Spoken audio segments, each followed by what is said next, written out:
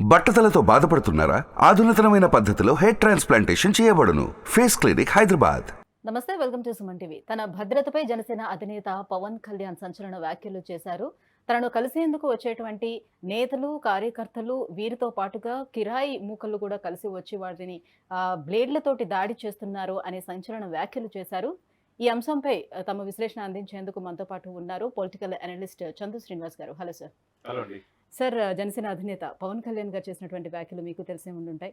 So తనను కలిసేందుకు వచ్చేటువంటి ఏదైతే పర్యటనలో తనను కలిసేందుకు వచ్చేటువంటి కార్యకర్తలతో పాటు కలిసి కొన్ని కిరాయి మూకళ్ళు తమ పైన బ్లేడ్లతో దాడి చేస్తున్నాయని, అది కూడా ప్రభుత్వ పనేనని ఆయన చేసినటువంటి వ్యాఖ్యలు, ప్రభుత్వం ఏ రకంగా స్పందిస్తుంది, ఎలా మన పైన దాడి చేపిస్తుంది అనే విధంగా ఆయన స్పందించడం జరిగింది. దీన్ని ఎలా చూడొచ్చు అంటారు?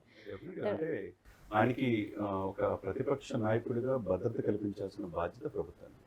ఆయనకి ఏదైనా జరగడం జరిగితే మొత్తం బాధ్యత సీఎం గారు వహించాల్సిందే. ఎందుకంటే ప్రభుత్వం మీద పోరాడుతున్నాడు, పలు అంశాలు సంధిస్తున్నాడు. ఆ అంశాల మీద ప్రతిస్పందించాల్సిన అవసరం అధికార పక్షానికి ఉంటుంది.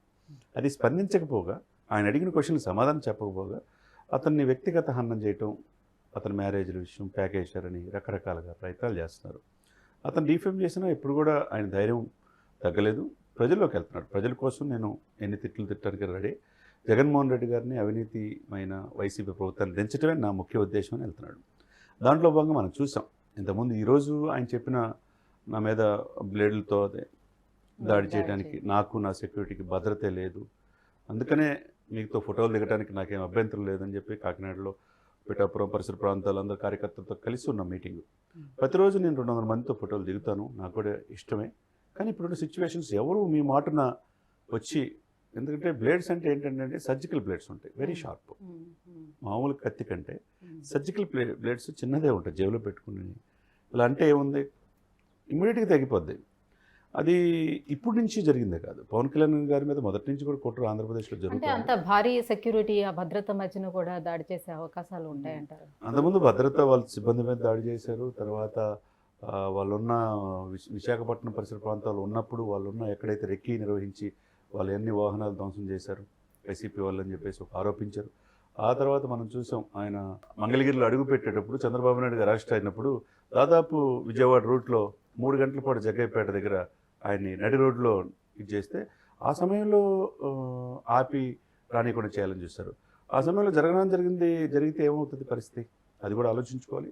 ఇటువంటి విషయాల్లో ఒక పార్టీ అధినేతగా పవన్ కళ్యాణ్ గారు, కోట్లాది మంది అభిమానులు ఉన్న ఆయనకి, రాజకీయాల్లో ఉన్న ఆ వ్యక్తి రేపు ఎలక్షన్లో పోటీ పడబోతున్న టీడీపీ బీజేపీతో కలిసి, అటువంటి వ్యక్తి ఆ మాట ఏంటంటే అవతల వాళ్ళు ఫ్యాక్షనిజం తరహాలో పరిపాలిస్తారు. ఇప్పుడే రాష్ట్రం అస్తవ్యస్తమైపోయింది, కిరాయి మొక్కలు వచ్చి ఆంధ్రప్రదేశ్లో నా మీద దాడి చేయడానికి పలు దప్పాలుగా అని చెప్పి మనం చూసాం. విశాఖపట్నంలో చెప్పాడు.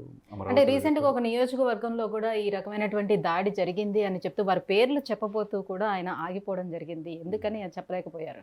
డెఫినెట్గా అంటే వాళ్ళు కంప్లైంట్ ఇచ్చి చూస్తారు, విచారిస్తారు అనేది.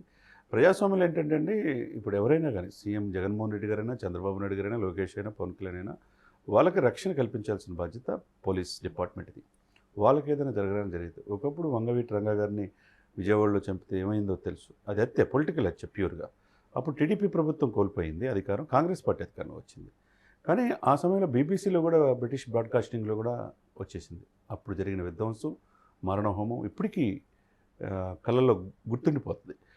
ఆ పరిస్థితి అంతకు మించి పదింతలు పవన్ కళ్యాణ్ గారికి ఏదైనా జరిగితే, అది అంతకు మించి పదింతలు రాష్ట్రం రావణకాష్టం అయిపోతుంది. ఎందుకంటే అది అంత ఆషామాషి కాదు. కాకపోతే వాళ్ళు కూడా తెలుసుకోవాలి. దీనివల్ల ఏందో ఒక రకంగా ఈయనకే ఎక్కువ సానుభూతి పెరిగితే ప్రభుత్వాన్ని మీద వ్యతిరేకత ఉంటుంది. కాబట్టి ఇక్కడ ఎవరైనా సరే వీళ్ళ సెక్యూరిటీ, ఈయన కాపాడుకోవడానికి వీళ్ళ సెక్యూరిటీ ఉంటారు. వీళ్ళతో పాటు ఈయనన్న మాటలని సెంట్రల్ గవర్నమెంట్ కూడా పరిగణలో తీసుకోవాలి. ఇప్పుడు ఆయనకి జెడ్ కేటగిరీ భద్రత, మిగతా వాళ్ళు కూడా దాడులు జరిగితే ఇచ్చే అవకాశం ఉన్నది.